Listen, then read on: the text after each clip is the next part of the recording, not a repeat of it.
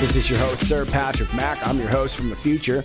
All right, the near kind. Don't get all excited about it. It's not fancy. It says so right on my Parler account that I don't use very much. From the future, the near kind, not the fancy kind. And I hate to break it to you, Patriot, not trying to burst your bubble or anything like that, but it never is. It never is fancy. It doesn't matter if you go way into the future, way into the past. You know what it feels like?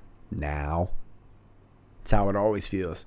Anyway, you're watching this video now. I made it in the future, which means you already liked this video, which means you're going to like this video. So fist bump your neighbor and let's get started.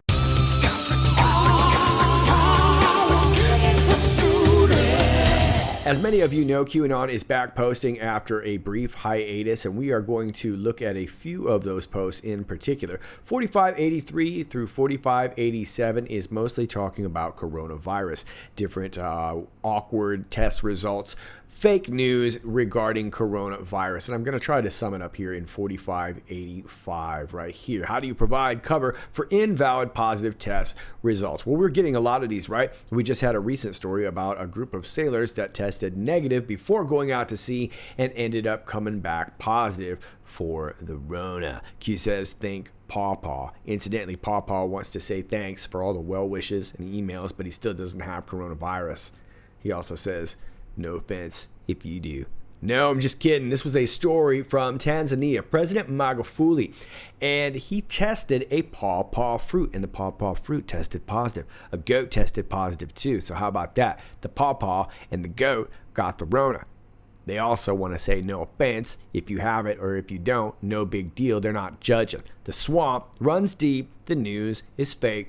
The war is real. I think we get that idea. And that's not really the story I want to talk about today, but that's what those posts were about. Now let's move on over here to 4588. This is what I do want to talk about today. And the link takes us to the Twitter of QAnon John at QStorm111.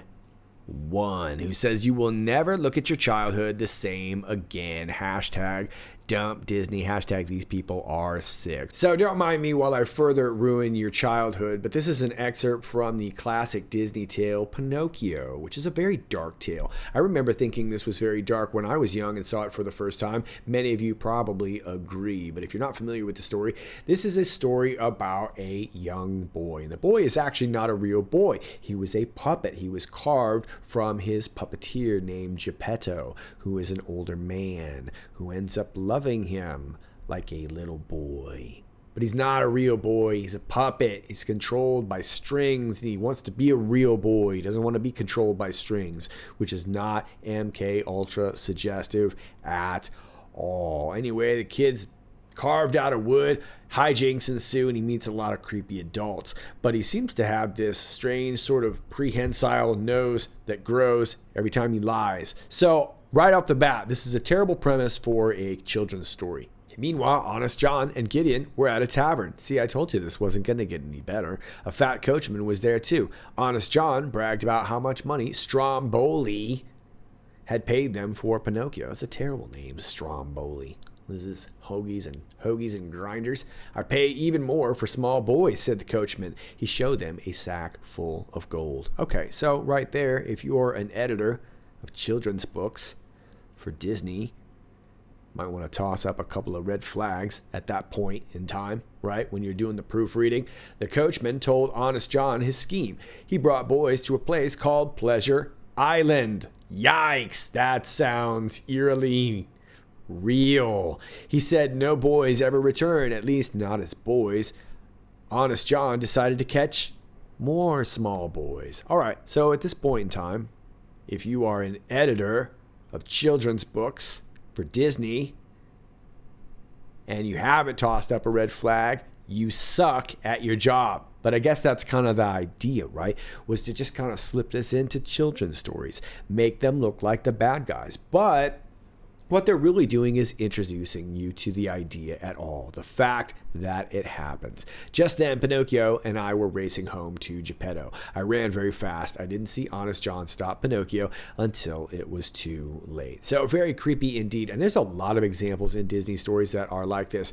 I would suggest the Rescuers was another one of those books that I thought was really, really dark and had a lot of different themes in regard to kidnapping and torture and killing of little children. It's really, really rather sad. But this is Disney, and of course many of us grew up with Disney. I loved Disney back in the day.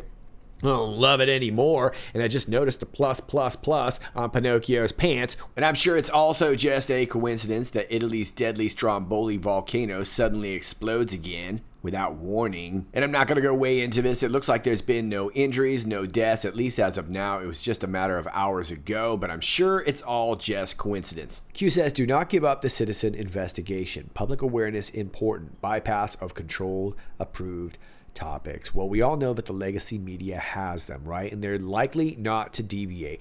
Now, there may be an occasional reporter here and there that really would like to get into something more, but by and large, it's going to be up to us if we want this message to get out. And the good thing is it really is getting out in big numbers.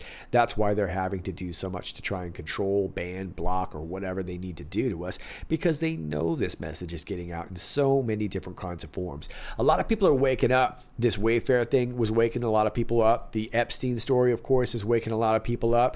I think the coronavirus thing is waking a lot of people up. Whether or not they're still wearing a mask or not, they're still asking questions. And of course, once you start asking questions, you can't help but start looking for answers. And really, the rest takes care of itself from there. But there's something really particular about this Jeffrey Epstein story that I think is really important. And that's the fact that it doesn't really matter whether or not you are a supporter of President Trump, or whether you're on the complete opposite and you absolutely hate President Trump, or even if you're somewhere in the middle and don't really know how you feel. It seems like everybody knows that Jeffrey Epstein didn't kill himself, and people want to know what's up. There's all kinds of pictures out there, right? Everybody wants to know who he knew, and of course that was the big idea about Jeffrey Epstein. It was about who he knew, who he had power over, because he likely had a little bit of a recorded video held over their head. That's how this whole thing worked, right? So people want to know. People want to start seeing what's going on with this story. So the Maxwell story is only going to get bigger. There's going to be a lot more people searching online and finding things online, and that scares the MSN. General public steered by MSDNC, like a dog steering sheep. Well, of course, that's a reference to the mainstream media being a mouthpiece for the DNC, hence the reference MSDNC. But there also appears to be a reference to MSNBC, which was originally NBC. You may remember back in the day, NBC used to run these little afternoon specials for the kids, and they would teach you a little bit of a moral or a little bit of a lesson, and they would always finish it off with this phrase that Q likes to use all the time, and that the mo you know, like a dog steering sheep. Incidentally, I know a great YouTuber. I can't remember his name offhand, but he's been really into these dog videos. He's been doing it for about 2 years, and people clowned him for a long time, only to find out that maybe he's onto something. I'll try and get back to you if I can remember who that is. Have faith in humanity. And once again, humanity is capitalized. I'm not saying, but I'm just saying. I'm not saying, but I'm just saying. Post 4589, we get taken back to post 4565 from the 2nd of July. We'll have a look at that in just a second. The link takes you to an article from the New York Post. Incidentally, Epstein was Pinocchio with Geppetto Guillaume pulling the strings, accuser says. And this is regarding Virginia Roberts Giuffre, who many of you already know had accused Bill Clinton, had accused Prince Andrew. She's been really outspoken as of late. And most of this article is just talking about how it appears that Guillaume is more of the brains, and that it doesn't appear that Epstein is so much of a string puller himself. But let me take you down right here. Also Thursday, it was revealed that Maxwell had secretly taken a husband in order to safeguard her fortune as prosecutors and lawsuit plaintiffs circled closer. And we were speculating for a couple of days on Twitter on who that might be, many even wondering if it's Epstein himself, to avoid being able to testify against each other. Maxwell's claimed romantic connection to Epstein himself also was a sham. Christina Oxenberg, a cousin to the British royal family and a one-time pal of Maxwell, has said recently, okay, so this is a cousin to the British royal family. I just want to know, how does she know? How does she know? Looks like maybe a lot of people knew in the British royal family. And so we can see that these connections go worldwide. And I think we already knew this. But when the rest of the world really realizes that this probably hit their own neighborhood in some way, shape, or form, the world will wake up to this story. This is much bigger than they're letting on in the legacy media, right? Giuffre said in Civil Suits and Interviews that she was recruited into Epstein's revolving roster of young slaves by Maxwell when she was 16 years old. Okay, so she mostly says right here, she is a monster. She's worse than Epstein. And I think that's the general idea here. She was the real string puller. And that's what this post is talking about. Possible Epstein was a puppet, not the main persons of interest. I think that the impression that I'm getting, especially given the fact that Guillaume was not only the daughter of Robert Maxwell, but sort of the favorite daughter of Robert Maxwell. She was probably a very brainy person, as was Robert. Now, Robert wasn't necessarily a good person, but it doesn't mean that he wasn't a dummy, right? And I suppose that brains like this are going to be attracted to other brains. Now, I'm not saying that Epstein was any kind of dolt, but I have a feeling that she probably didn't fancy Epstein that way. I get the idea that she probably thought she was his intellectual superior, if you will. Financed by who or what? I'm assuming this to mean foreign entities in this case. 1. Primary, gather blackmail on elected politicians, dignitaries, royalty, Hollywood influencers, Wall Street, and other financial top players, other high-profile industry-specific people, etc. Okay, I think most of you understand how this works, but for those of you who don't, I'll break it down real quick once again. If you really want to be a player in any of those industries, whether it's as a celebrity, an influencer, on Wall Street, whatever it is. Now, I'm not talking about successful, because it can happen. You can be successful without getting so wrapped up in this world. It does happen. But by and large, if you want the big coin, if you want that mogul coin, you got to get down a certain way. And the only way to do that is to do something that you would never, ever normally do while they film it. Now, you're not the only person who knows about that incident, and it's on record forever. Now, we're never going to release that just as long as you play ball. And if you want to come back, we got more where that came from. If you want to keep climbing that ladder. But it gets more depraved. And of course, those acts get even worse because they're things that you will fight tooth and nail to protect. And now you can see why people will melt down in order to protect what may or may not be on these videos, right? And this affects people all over the world. This buys loyalty. It buys loyalty for a lifetime. And of course, we're starting to see the cracks in that. So it's going to be hard to see how it's really going to play out because so many people that were controlled may be trying to make deals. Who knows? There's all kinds of levels to this, but that's essentially how it works. Number 2, feed an addiction, controllable. Yeah, at some point, this becomes really addictive too. When you're controlling people all the time and you think that you're going to get away with it, all you have to do is keep playing ball. You're also going to get a little bit of complex, right? I believe it was Kissinger who talked about power being the greatest aphrodisiac, right?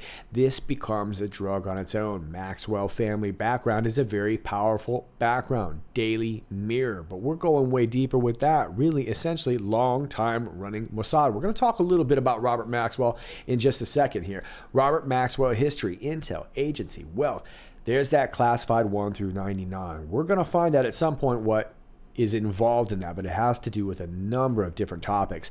All seem to be fitting under this classified 1 through 99. Sometimes it's the people in the background that are of greater significance. Yeah, like I said earlier, we may not even really know the names of the real string pullers, but they're out there. The real Geppettos to our Pinocchios with the prehensile nose.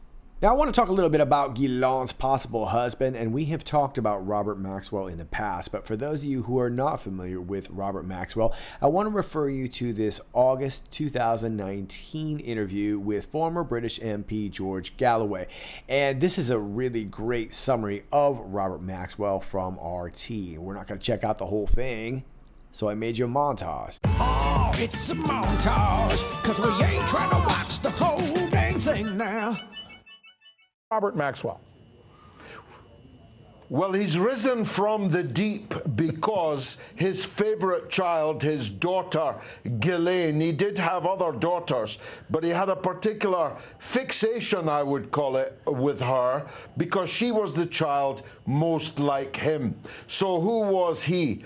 He was, in the 1980s, an incredibly powerful media baron. He owned 6 national newspapers. He was a rival to Rupert Murdoch, nowadays much better known, and he was the greatest thief of the 20th century. He stole £500 million in 1980s prices from his own employees' pension funds, and he did many other things too. And I come into his life because I was, first of all, throughout the 1980s, a big critic of his business operation, which I knew was up to no good. And then one night on a Saturday at the very beginning of the 1990s, Seymour Hersh, the legendary American journalist, caused to be delivered to my home a file of papers, which, to say the least, were very interesting. They were papers from a book that Hersh had written, but which Maxwell, unknown to any of us, had secretly, legally suppressed. He took a pre-publication injunction against anyone printing it, publishing it, distributing it, or selling it, or even writing about it, except I was a member of Parliament with the ancient right to speak freely in Parliament without fear of being sued or injuncted in any way. And once I'd read those papers, I was determined to do that. So, inter alia, I accused him in Parliament, Robert Maxwell, of being an arms dealer, an agent of the Israeli Secret Service, the Mossad, and most importantly, of having betrayed the whereabouts of the brave Israeli whistleblower Mordechai Vanunu in London, causing his kidnapping, drugging, and carting off to Israel, and 20 years nearly of solitary confinement.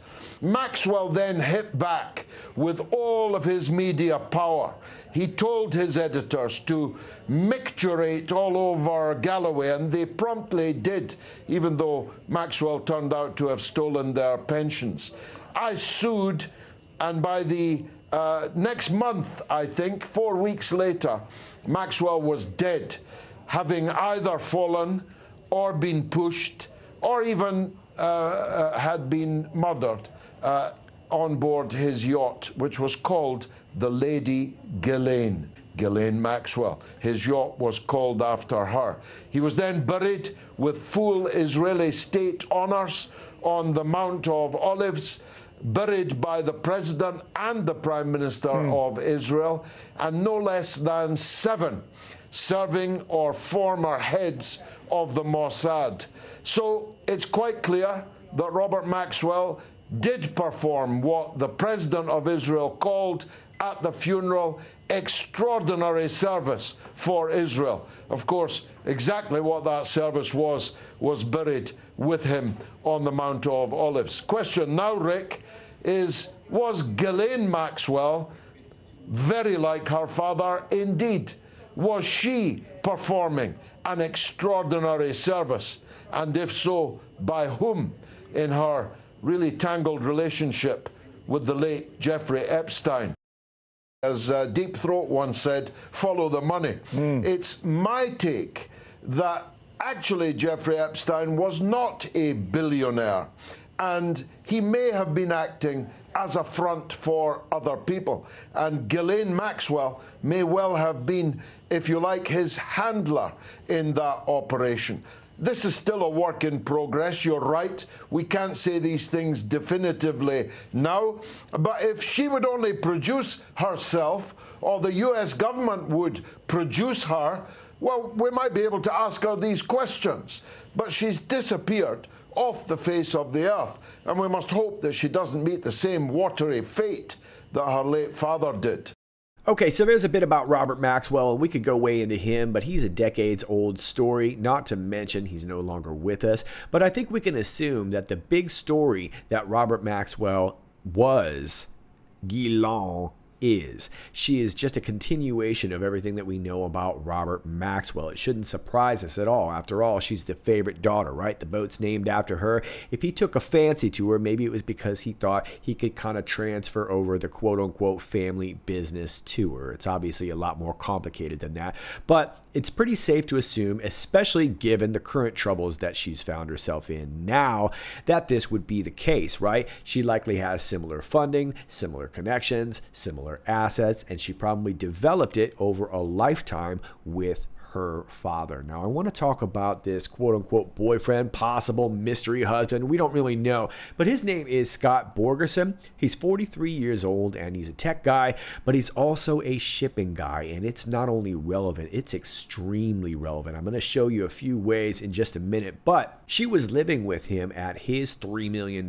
mansion in Manchester by the Sea for a few years, and that's really close to where she was arrested, about a couple hours away, so it probably meant something. Now, this guy Borgerson is pretty accomplished on his own. He's a former Coast Guard officer, a ship navigator, and he did a lot of counter narcotics, so he would be very familiar with boating and maritime law. As a matter of fact, he even advised the White House on maritime policy. Now, there's a couple of really curious things here. He was an assistant professor at the U.S. Coast Guard Academy. So he knows a lot about what he's doing. He's clearly not some dope, right? But this guy was also a fellow on the Council on Foreign Relations. As a matter of fact, I have a video interview with Scott from a few years back speaking on behalf of the Council on Foreign Relations, and oddly enough, he's speaking about the Arctic region. And he's covering a few topics that I was actually talking about in my last video entitled Icebreaker from about a week ago. Now, I've narrowed it down to just a couple of questions and answers because I want you to hear his perspective on this. Check it out. The UN Convention on the Law of the Sea governs much more than just the Arctic. It's a UN treaty written in part by the United States, as well as all the UN countries, that governs all of the resources of the sea. It establishes rules for the ocean's use, for where ships might go, the rights and responsibilities of coastal states, and so forth. And so those rules can be applied and are applied to the Arctic, but to enjoy some of the privileges of that treaty, a country has to sign it and be part of it. And the United States so far has not, because of debate in the Senate that doing so might give up some U.S. sovereignty, even though by signing the treaty we'll get much more continental shelf in the Arctic Ocean and rights as a coastal state to police shipping transiting through our Arctic waters. I would characterize really three main areas in which the law of the sea applies to the Arctic. The first is in terms of extending a coastal state's continental shelf. Under the treaty, coastal states automatically get 200 nautical miles out from their shore of the resources of the shelf and in the water column above it. But if a country can prove that its continental shelf extends actually past that, per the provisions of the treaty, then it can claim that additional territory and then the resources with that as well. Russia planting its flag at the North Pole last summer was ostensibly part of that effort in terms of gathering evidence from its continental shelf to show that it's an extension of this thing called the Lomonosov Ridge. And so the treaty governs that and creates an institution called the Commission on the Limits of the Continental Shelf that oversees the technical submissions by countries to grant the additional shelf. And so given the vast resources up there, that has obvious huge implications. But that process is going on elsewhere in the world, not just in the Arctic. And in fact, Australia just received a huge amount of additional continental shelf per that process. The second area of relevance per the law of the sea is the definition of internal waters versus international strait. Some waters are internal to a country, like the Chesapeake Bay, no one would argue is definitely part of the United States.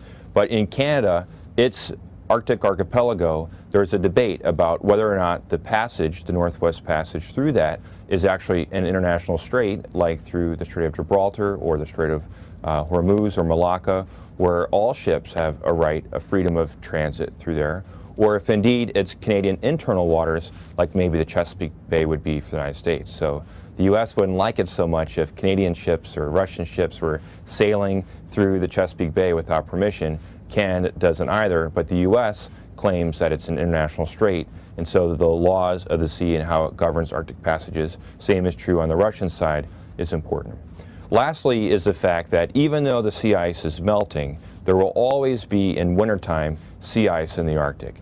And when you have ice in an ocean and you add ships to it, it is a bit more complicated than sailing through, say, the Caribbean, which is nice and warm and beautiful.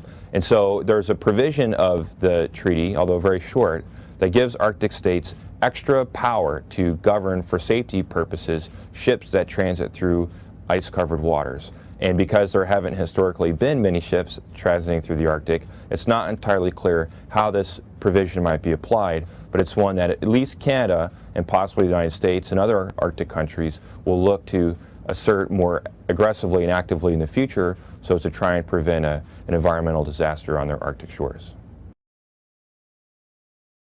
I think that there's little clandestine activity happening in the Arctic, but the truth is we don't really know because the United States and Canada aren't really sure what ships are transiting there now. But I think it's a bit of a stretch to say that Al-Qaeda or international terrorism or other transnational crimes such as drugs or human trafficking will go through the Arctic because it's such a long, arduous, still cold place. Canada, I think, uses that issue because they think that's what Americans care about. So when there are discussions about getting the United States more interested in the Arctic, Canada often raises that issue because it's one they think will play in Washington, D.C., when I think really maybe it's not that relevant when it comes to international security threats transiting through those waters. Okay, so I know that is a bit lengthy and the interview is actually even longer, but I really wanted to share with you some of Scott's knowledge because it's clear that he has some, and that's an important thing. This guy is an expert at maritime policy, and that really plays into what is a much, much larger story. If you'll remember that this Epstein syndicate, if you will, has a lot to do with maritime shipping. They owned islands. Guilon was a submariner. These people were moving humans, drugs, money, you name it, across maritime shipping routes. And of course, if you can control the policing of that, you can control the trafficking of that. It's the biggest industry in the world. It's a trillions of dollars industry. So there's a lot to unpack here, and I'm going to try and at least give you a few references to paint a bigger picture. If you've not seen my most recent video entitled Icebreaker, please go check that out. We were talking about Greenland in particular, and this story a while back when President Trump was trying to purchase Greenland from Denmark. Now, one of the underreported things about that story was, although that the purchase never went down, and a lot of people were trying to clown President Trump about that, he did end up giving them about $12 million. So there was an exchange going there, and of course, I think he still really would like to purchase Greenland. And that's not so ridiculous because there's a lot of interest up there. As a matter of fact, it is Russia, China, Australia. There's a lot of people trying to get their hands on what's going on down there. There's a lot of mineral mining going on down there, and we talked about the aquifers down below. So I don't want to go way into that because there's a lot of other sub-stories that I want to get into. But that is Icebreaker if you want to watch that. Now, I want to turn you on to this video that I posted on Twitter just the other day, and this was from last year entitled Dorian in Pursuit of Truth Presents 9319. Now, in this one, we were talking about the storm Dorian, but we were also going off into the region around Epstein's Island and some of the quirky stories that were going on there and their relation to shipping routes and shipping companies. One that may perk your ears is Evergreen, right? We've all heard about Evergreen. And we've talked a lot about Evergreen and the Evergreen references. We're not talking about that either today, but it's part of the story. But we were also talking about the company Maersk, and I want to go back to them in a minute too. They are one of the largest shipping companies in the world, and of course that is a Danish shipping company. So please check out this video because this is going to fill a lot in. We're talking about that whole region over there, and we also go into Disney, which is related to Ghislaine Maxwell, Epstein Island, and of course the Daily Mirror. It all connects. We even talk about China in here too. So please check this video out. And incidentally, I want you to know that I reference all those keys as K's. It's because I lived in Southern California. We lived near Coronado and we called it the K's, not the Keys. I know it's actually technically Keys. I call it K's. Hey, what are you gonna do? Huh? What are you gonna do? I call it K's. Maybe it's Keys. I call it K's. I wasn't the only one. All right. Next video I would love to turn you on to is from Amazing Polly, and it's a great companion to this Dorian video. As a matter of fact, they're not too far apart from each other when posted. This one is called Swamp Creatures of the Pacific, and she actually goes into Borgerson a little bit herself in this video.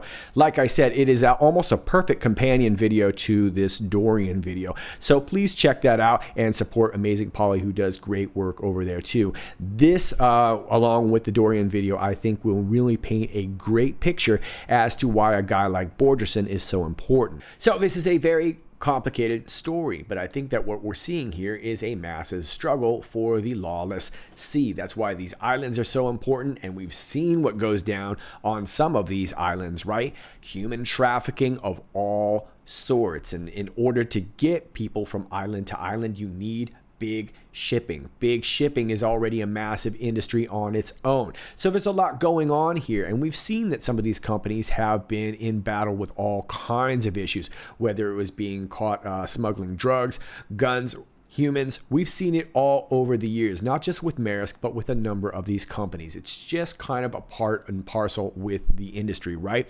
Well, incidentally, Scott Borgerson is CEO of Cargo Metrics Technologies, and they use satellite signals, historical shipping data, and proprietary analytics. So once again, we're talking about the control of data, just like Google, just like YouTube, just like all these tech companies. They want control of the data because if you can control it, you can manipulate it. Now, I'm not saying that Scott Borgerson is guilty of manipulating it, but you can kind of see where these connections are going, right? This is a big, big deal. And in 2018, this company went into an equity agreement with, you guessed it, Maersk Tankers. So I think you can see where this is going. Now, Borgerson has also been working to repeal what's known as the Jones Act.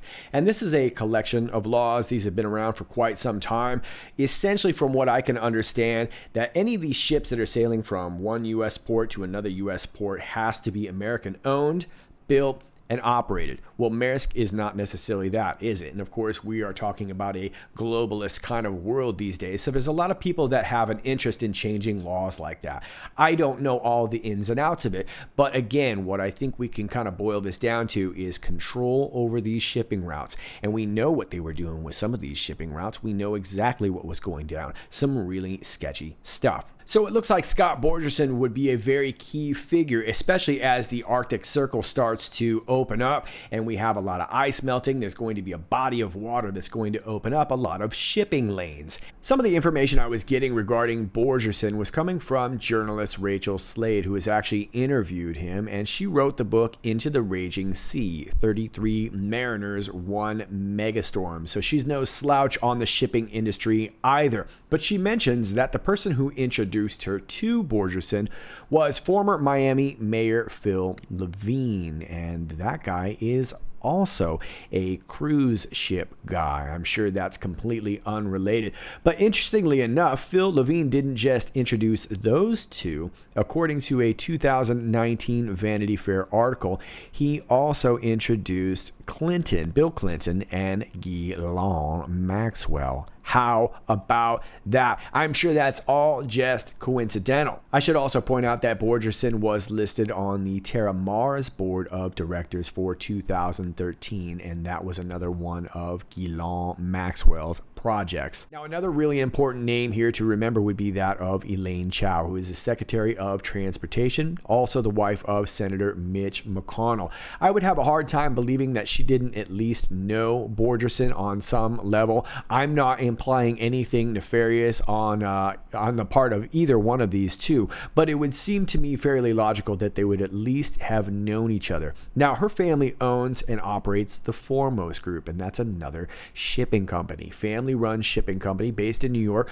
but they have subsidiaries registered in the Marshall Islands. And you need to go watch Polly's video if you want to know why that's so important, because she goes into very comprehensive detail regarding a lot of stories happening in the Marshall Islands. It would seem to be connected. So again, I'm not implying anything nefarious, but these connections are very, very real.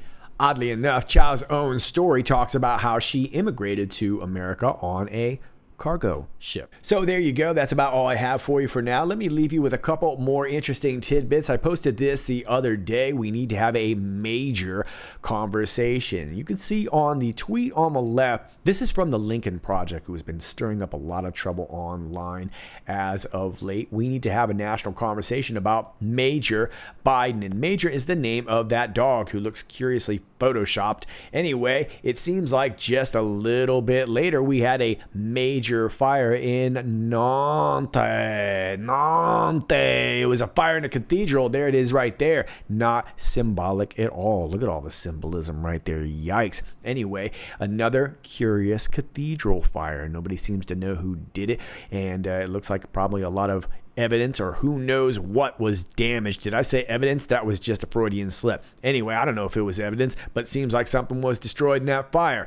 Anyway, the curious thing that I found about this was not just the reference to Major. There were a lot of major news outlets that reported it as Major, which is curiously the same name as Joe Biden's dog. But you go right back to July 17th, the day before, United for the People, they were talking about, this was actually a 2018 story when Joe Biden evidently adopted Major. Joe Biden's dog, Major, is from a rescue shelter in Delaware.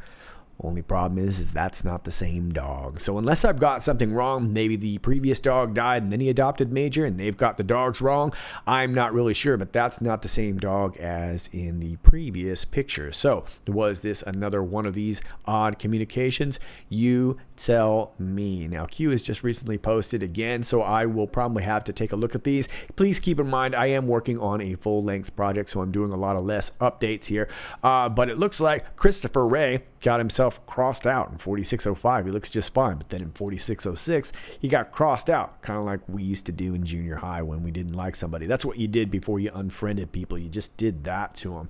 And in 4607, we see 3 stars, and Q says, "Are you ready to serve once again?" Which would suggest to me that that is a shout out to General Flynn. So here's what I will do. I will leave a question down below for you in the pinned comments on YouTube, and you can let me know exactly what you think that implies. Is General Flynn coming back to fulfill an office role? And if so, which one? You tell me. But that's all I got for you for now. As always, if you like this video, please click like, share, and subscribe. Thanks to all of you who do that already. I really appreciate it, especially at this point. Please understand that the updates are not coming as fast because I'm working on a full-length project. I keep getting asked about this, and the answer is going to still be the same. So I don't know what else to tell you. I'm doing my best here. All my alternate links are down below if you want to subscribe to me over there on Parler or Gab or BitChute or wherever you'd like to subscribe. All those links are down below on YouTube, and they are pinned on my Twitter. Please no DMs. If you have information for me, please email me. That's also linked down below. Once again, please no DMs. Please email me. That is linked down below as well. It's all down below. And my Patreon is down below if you'd like to support the channel. It's all down below. This is Sir Patrick Mack, and until next time, stay funky.